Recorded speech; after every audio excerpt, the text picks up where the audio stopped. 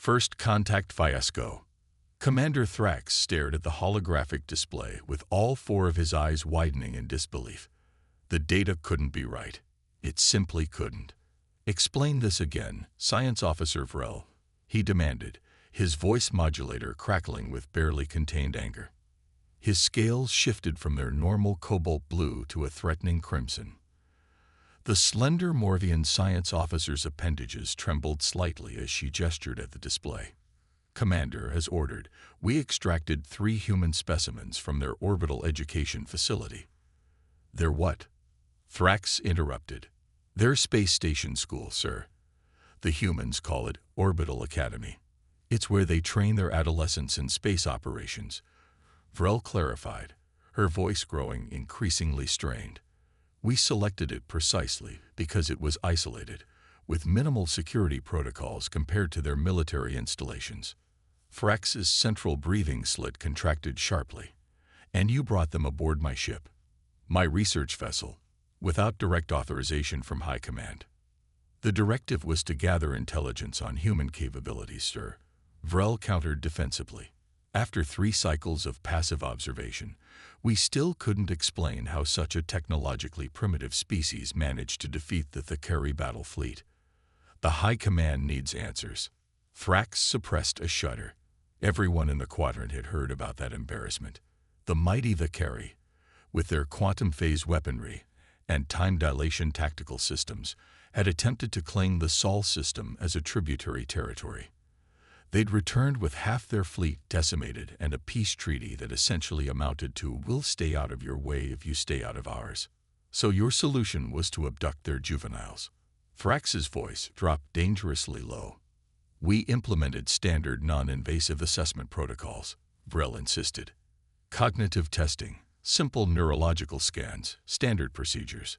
But the results? She trailed off, gesturing helplessly at the data streams. Thrax studied the information scrolling across the display. According to the ship's eye, the oldest human, approximately 16 Earth years, had solved spatial reasoning puzzles intended for advanced Morvian specialists in minutes. The youngest, barely 14 Earth years, had not only solved the tests but had subsequently managed to dismantle the monitoring equipment in his chamber and repurposed components into what appeared to be a crude communication device before security protocols contained him. And the third specimen? Thrax asked, already dreading the answer. Vrel's antennae drooped noticeably. That's why I've called this emergency meeting, Commander. The female adolescent. She accessed our systems. A cold sensation spread through Thrax's thoracic cavity. Define accessed. She constructed a rudimentary interface using components from her observation chamber and bypassed a tertiary security node. Vrel explained, her scientific detachment failing to mask her clear distress. Before we detected and terminated the connection, she transmitted an encrypted message. The command deck fell silent. Even the constant hum of the ship's atmospheric regulators seemed to pause. She sent a message where exactly? Thrax asked with unnatural calm. Vrel's silence was answer enough.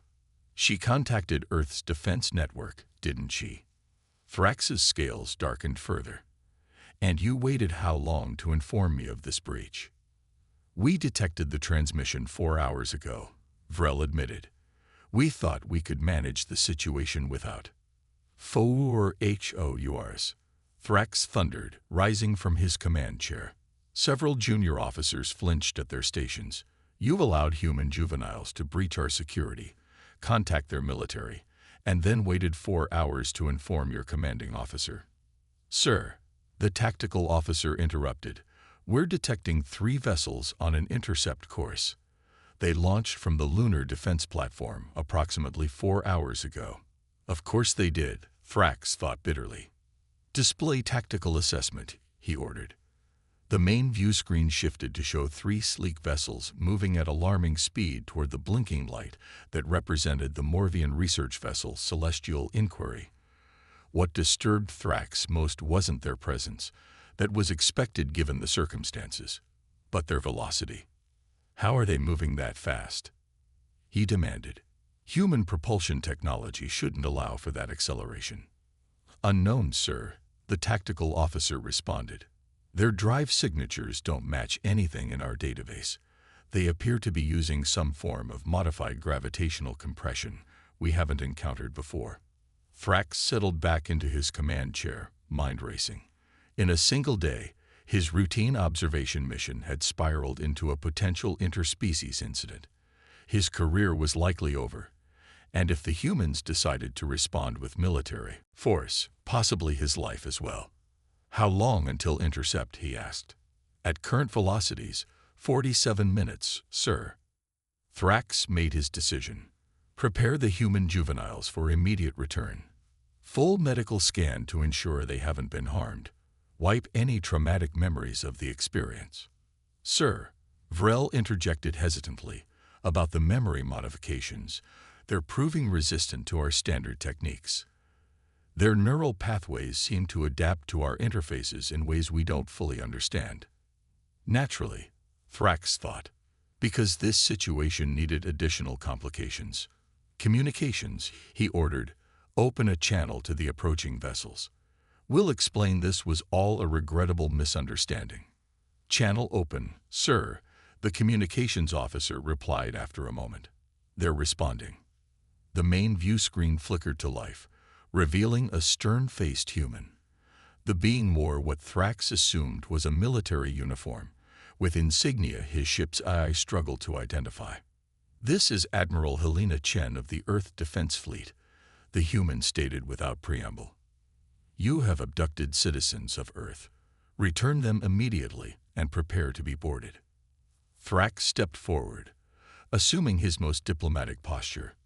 Admiral Chen, I am Commander Thrax of the Morvian Exploratory Fleet. I assure you this situation resulted from a grave misunderstanding.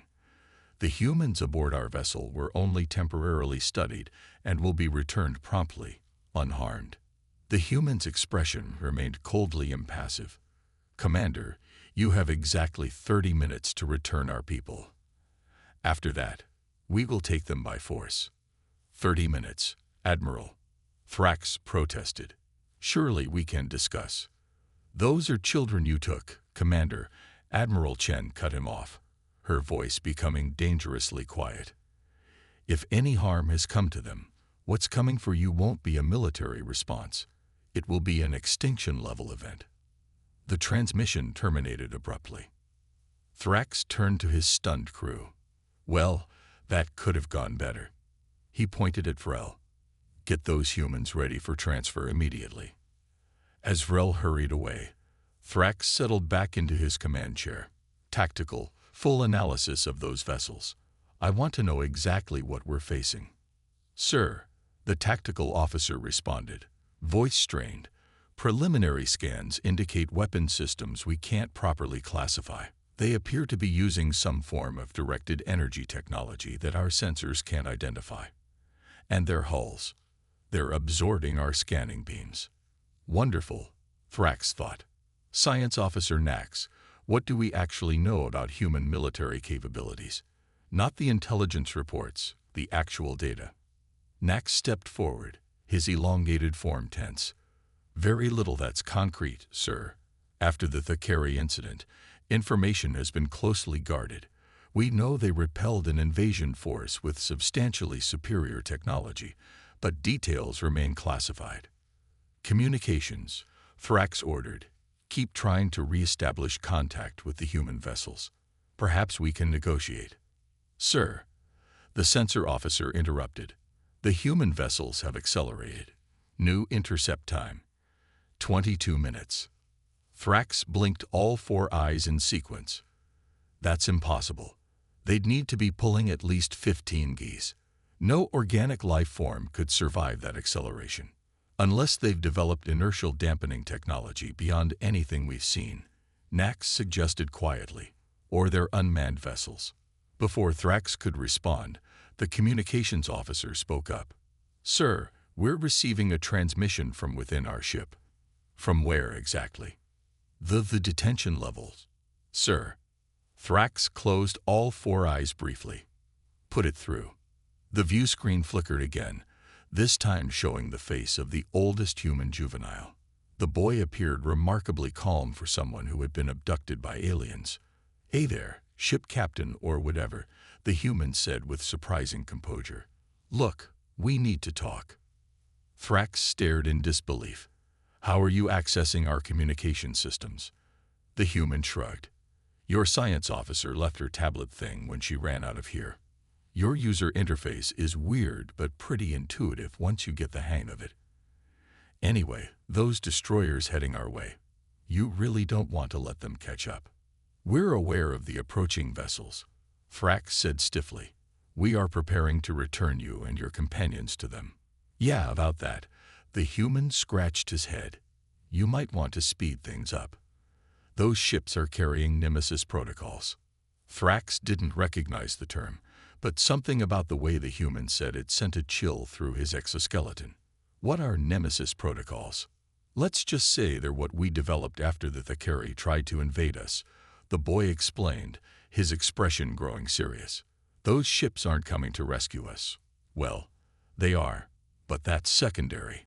They're coming to make sure nobody ever thinks taking humans is a good idea again."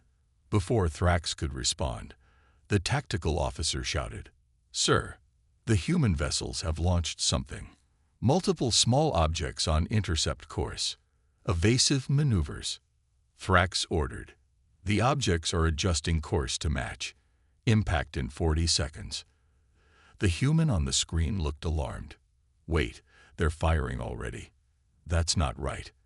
They wouldn't risk hitting us." He looked off screen.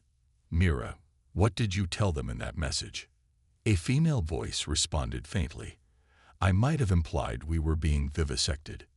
"You what?" Both the human boy and Commander Thrax exclaimed simultaneously. "Sir, impact in 20 seconds. The tactical officer reported. Thrax made a split-second decision. "Drop all shields. Power down weapon systems. Broadcast surrender on all frequencies." "Shields dropping, sir. 15 seconds to impact." The human on the screen was typing frantically on the alien device. "I'm sending them our life signs to confirm we're okay. Just don't move your ship." 10 seconds. "Surrender broadcast on all frequencies, sir." 5 seconds. The command deck fell silent as everyone braced for impact. "Objects have stopped, sir," the tactical officer announced, sounding bewildered. "They're holding position 2 kilometers off our bow." On the view screen, the human juvenile exhaled in relief. "They got my message. Look, you need to let us talk to Admiral Chen directly. Right now." Thrax had faced Centaurian shock troops and survived the Battle of Proxima Centauri, but nothing in his military career had prepared him for taking orders from a human adolescent. And yet, "Put him through together with the human admiral," Thrax ordered. The view screen split, showing both the human juvenile and Admiral Chen. "Alex," Chen exclaimed, "are you and the others all right?" "We're fine, Admiral," the boy, Alex, assured her. "No dissections, no weird experiments. They just gave us puzzles and stuff." He looked serious. "You need to call off the Nemesis protocols. These guys are just scientists, and not very good ones at that." Thrax wasn't sure whether to be relieved or offended. Chen's expression remained stern. "The protocols remain active until you and the others are safely aboard our vessels." "Ma'am," Alex insisted, "they didn't know what they were doing was a problem. Their intelligence on us is way off. They thought they were taking some random kids for a quick study, not abducting the children of Earth's top officials from an orbital academy diplomatic track." Thrax felt his heart sink. Top officials. Diplomatic track. This just kept getting better. Chen's expression softened slightly. "Very well, Commander Thrax. We will suspend offensive operations pending the safe return of our citizens. Prepare a shuttle with the 3 teenagers. No escort, no weapons." "Agreed," Thrax said quickly. "We will have them ready for transfer immediately."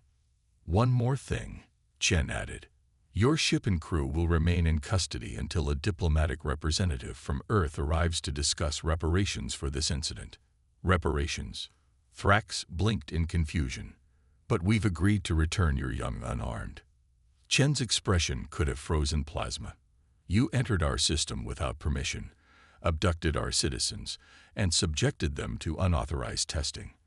There will be consequences, Commander. The transmission from the human vessels cut off, leaving only Alex on the screen. Sorry about that, the human said with a grimace.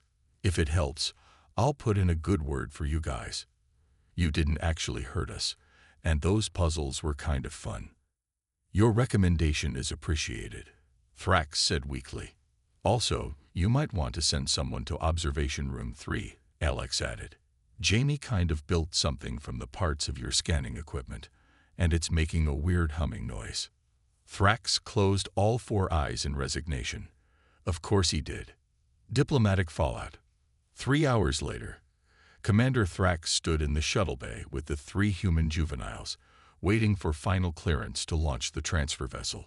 Against all protocol and his better judgment, he'd agreed to accompany them personally, partly as a gesture of goodwill, and partly because he needed to see these humans safely off his ship before they dismantled anything else. So your species doesn't have advanced quantum theory yet, but you recognized our test equations. Thrax asked Alex, trying to make sense of the contradictions. Alex shrugged. We have the theory. My mom's lab has been working on practical applications for years. The math is solid. It's just the engineering that's tricky. Your mother is a scientist. Quantum physicist, Alex said casually. She specializes in theoretical applications of zero-point energy. Dad's more on the engineering side. He designs containment fields for exotic matter. Thrax's gaze shifted to the younger boy, Jamie, who was currently examining the shuttle's external propulsion system with unsettling interest. And your parents? Jamie looked up, grinning. Mom designs AI neural interfaces for the Defense Department. Dad's in cybersecurity. They'd met during the Thakari incident, when they had to hack alien tech together. Pretty romantic, right? Quite, Thrax said faintly. The female, Mira, hadn't spoken much, but Thrax had been informed she was the one who'd contacted Earth's defense network. I suppose your parents are also notable scientists, he asked her. Dad's a diplomat, actually, she replied. He specializes in first contact protocols. Mom's an anthropologist studying non-human intelligence models. She fixed him with a pointed look. They're going to have a lot of questions about your abduction methodologies. Thrax's scales cycled through a mortified moth. I assure you, this incident does not reflect standard Morian protocol. Science Officer Vrel acted without proper authorization. Yeah, about her, Alex interjected. You might want to check her personal logs. She kept muttering about how the data would prove her theories and revolutionize understanding of human capability. Seemed kind of obsessed. Thrax filed that information away. Vrel would be facing a review board regardless, but potential ideological motivations would complicate matters. The shuttle bay's communication system chimed. Commander, the human vessels have granted clearance for the transfer shuttle to launch. Acknowledged, Thrax responded. He turned to the 3 teenagers. The shuttle is programmed to take you directly to the human vessels. He hesitated. I apologize for the distress this incident has caused. To his surprise, Alex extended a hand. A human greeting gesture Thrax had read about but never experienced. After a momentary hesitation, Thrax carefully grasped it with one of his smaller appendages. No hard feelings, Alex said. Next time, just send a diplomatic envoy instead of kidnapping kids. Works better. There will not be a next time, Thrax assured him fervently. Jamie suddenly looked up from the propulsion system he'd been examining. Hey, before we go, can I ask a question? Those 4-dimensional logic puzzles you gave us, what do Morvian children usually score on those? They're not typically given to juveniles, Thrax explained. They're used for advanced academic placement at the equivalent of your university level. Average completion rate is 3 of 10 problems correctly solved. The 3 humans exchanged glances. And I got 8 right. Alex asked. Yes. So what does that make me in Morvian terms? Thrax shifted uncomfortably, based solely on those metrics, eligible for advanced placement in our theoretical physics programs. Cool, Alex grinned. I'm putting that on my college applications. Shuttle pre-launch sequence initiating, announced the computer. That's your cue, Thrax said, stepping back. I trust this unfortunate first contact can be overcome, and perhaps our species can establish proper diplomatic relations in the future. Mira smiled for the first time since her abduction. Well, you're about to meet my dad, so you'll find out soon enough. Thrax's scales paled. Your father is the diplomatic representative coming to negotiate reparations. Yep, he specializes in hostile first contact scenarios. Her smile turned slightly mischievous. Don't worry, though. He's actually pretty reasonable, unless someone hurts his kids. Then he's less reasonable. Shuttle launch in 30 seconds, the computer announced. All non-essential personnel must clear the area. Thrax backed away, bowing slightly in what he hoped was a respectful human gesture. Safe journey. As the shuttle bay doors closed behind him, Thrax leaned against the corridor wall, all 4 limbs suddenly weak. In less than 1 ship's cycle, his routine observation mission had turned into a potential interstellar incident. His career was likely in ruins, and he was about to face a probably furious human diplomat whose child he had inadvertently abducted. His communicator chimed. Sir, we're receiving a transmission from High Command.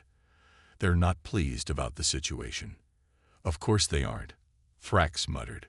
Put it through to my private quarters. I'll take it there. As he walked the corridors of his ship, Thrax mentally composed his report.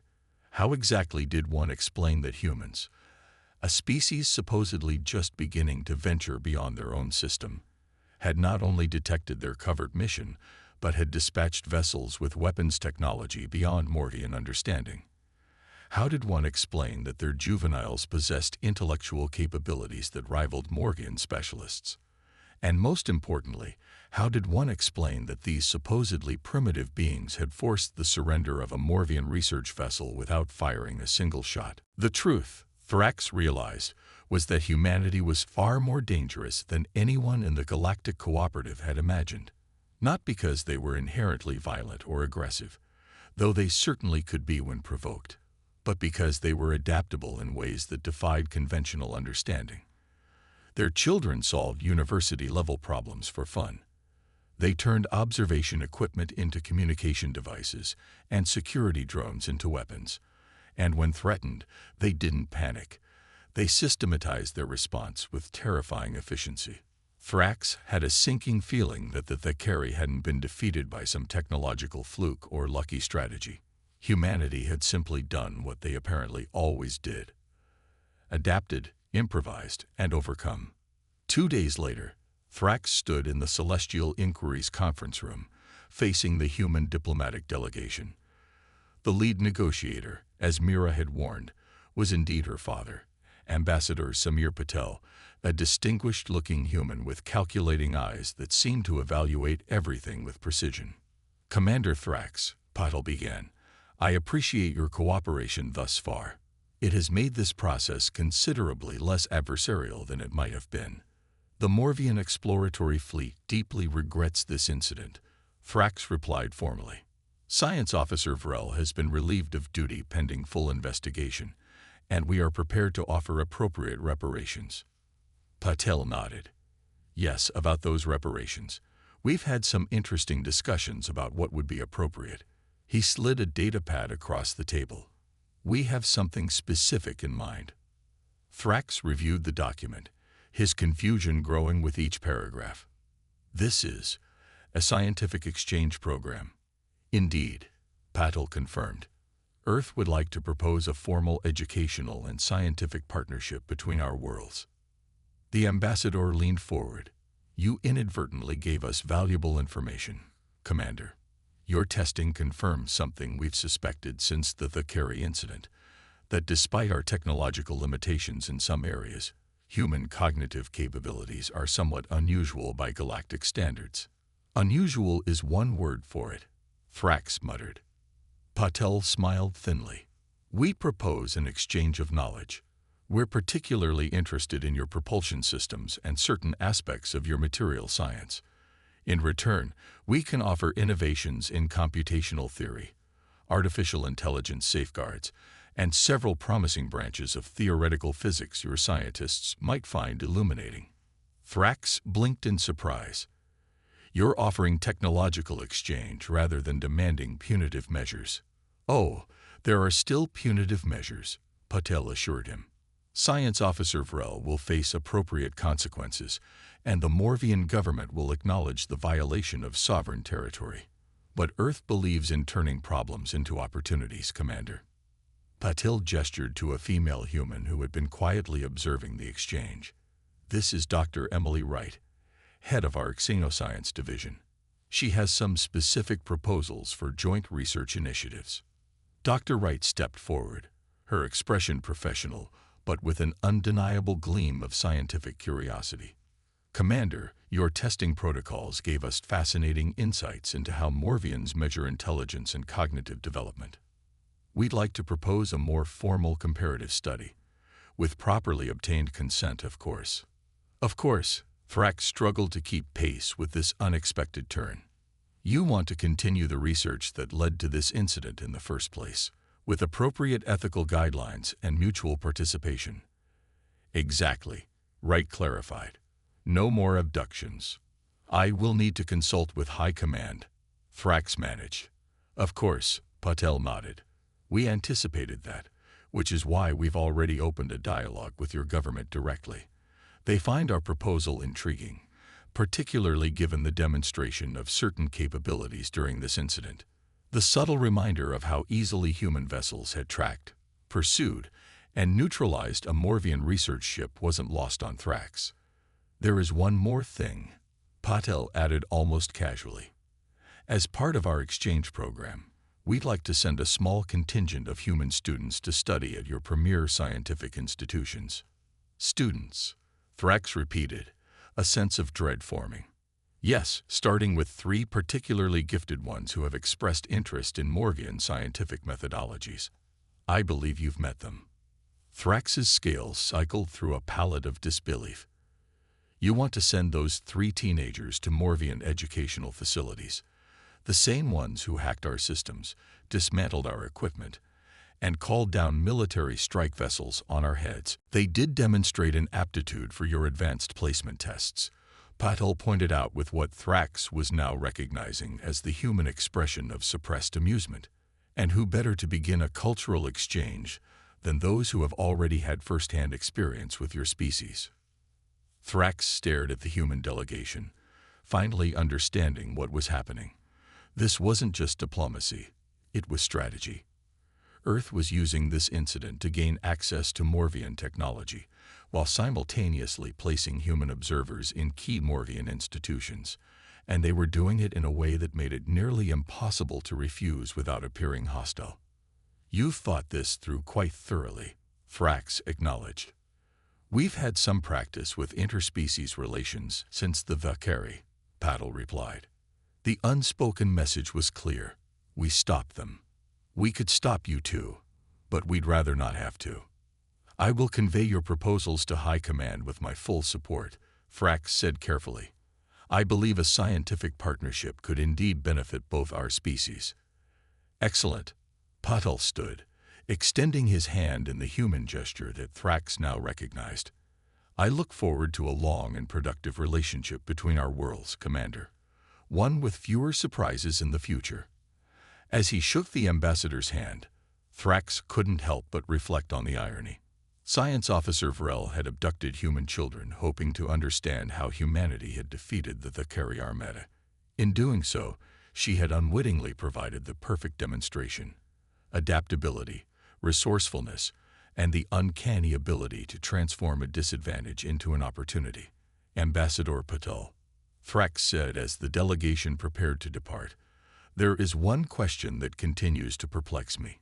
Your daughter, and her friends, are they truly representative of human juveniles, or are they exceptional even by your standards? Patel considered the question. They're from our advanced programs, certainly, about 2 standard deviations above our mean, but not unprecedented. Earth has approximately 5 million adolescents of similar cognitive capabilities at any given time. Thrax's exoskeleton nearly locked in shock. 5 million. More or less. Our educational systems aren't perfectly optimized for identifying and developing all potential talents. Patel smiled in what Thrax was beginning to recognize as the human expression for "I'm enjoying your discomfort," something we hope to improve with some of the cognitive assessment techniques we've observed from your species. As the human delegation departed, Thrax returned to his command chair, mind racing with implications. 5 million. 5 million young humans with the capability to hack alien technology, solve university-level physics problems, and generally wreak havoc on unsuspecting extraterrestrial vessels. "Sir," his first officer approached cautiously, "High Command is requesting a detailed report on the diplomatic exchange." "Tell them it went surprisingly well," Thrax replied, "and inform them that I have an urgent recommendation regarding human space." "Sir." Thrax's scales settled into a determined blue.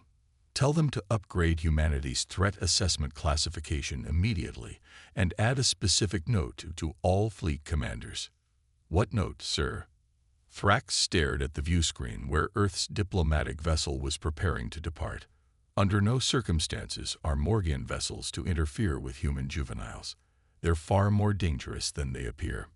6 months later, Commander, now Ambassador, Thrax stood in the observation deck of the Morvian Science Academy, watching as the first official contingent of human exchange students arrived. Among them, as promised or threatened, depending on one's perspective, were the 3 teenagers from the abduction incident.